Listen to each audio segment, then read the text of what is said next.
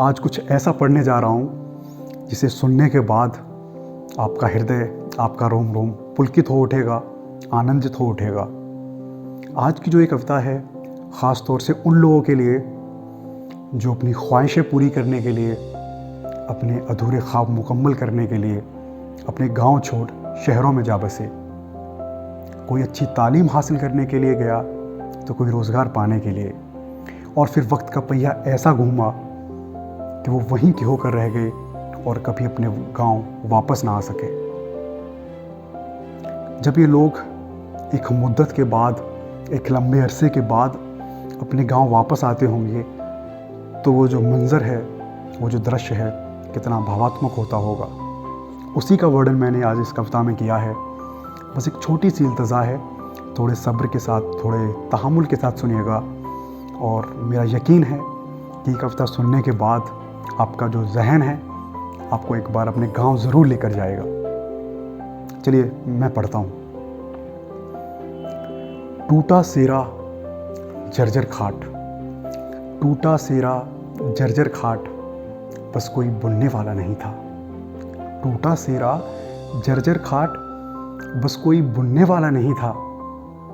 वीरानियाँ तो थीं पर कोई सुनने वाला नहीं था, कोई सुनने वाला नहीं था। टूटा सेरा जर्जर खाट, बस कोई बुनने वाला नहीं था। वीरानियाँ तो थीं पर कोई सुनने वाला नहीं था, कोई सुनने वाला नहीं था। लंबे अरसे के बाद गया था पर अब वहाँ तो हर एक चेहरा नया था। लंबे अरसे के बाद गया था पर अब वहाँ तो हर एक चेहरा नया था। कुंडी खुली थी, दरवाजे खुले थे, पर कोई रहने वाला नहीं था। अभी अभी तो आए हो, कहाँ चले, कोई कहने वाला नहीं था, कोई कहने वाला नहीं था। वीरानियाँ तो थीं पर कोई सुनने वाला नहीं था, कोई सुनने वाला नहीं था। सिल और बटना अभी वहीं पड़ा था। जब सिल और बटने की बात होती है तो हमेशा से एक हरे धनिया की चटनी और पुदीने की चटनी याद आती है। खैर, सिल और बटना अभी वहीं पड़ा था जहाँ पहले एक नीम खड़ा था।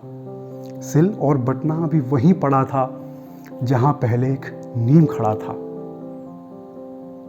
थोड़ा ठहर जाओ, इतनी जल्दी क्या है, कोई जिद पर अड़ने वाला नहीं था।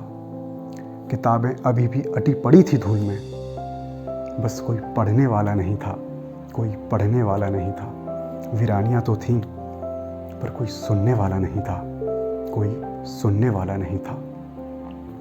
मुट्ठी में सिमटे कुछ जज्बात अभी भी पड़े थे, मुट्ठी में सिमटे जज्बात कुछ अभी भी पड़े थे, पर आंखों के आंसू राह रोके खड़े थे, राह रोके खड़े थे। न पड़ोस वाले चाचा दिखे, न नुक्कड़ वाली काकी, उनका इंतकाल हो चुका था। न पड़ोस वाले चाचा दिखे, न नुक्कड़ वाली काकी। रसूख तो बहुत था, बस एक कमी थी कि अब गलतियों पर कोई बरसने वाला नहीं था, कोई बरसने वाला नहीं था। काले काले बादल तो थे पर भीगने को कोई तरसने वाला नहीं था, कोई तरसने वाला नहीं था। वीरानियाँ तो थीं पर कोई सुनने वाला नहीं था, कोई सुनने वाला नहीं था। यादों की पोटली ने अतीत के धूमिल पन्ने पर एक उंगली तो रख दी।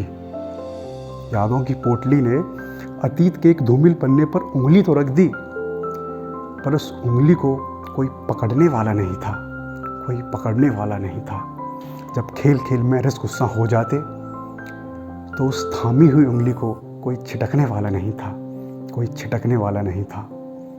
वीरानियाँ तो थीं पर कोई सुनने वाला नहीं था, कोई सुनने वाला नहीं था। शुक्रिया, और उम्मीद करता हूँ कि आप लोगों को ये कविता पसंद आई होगी।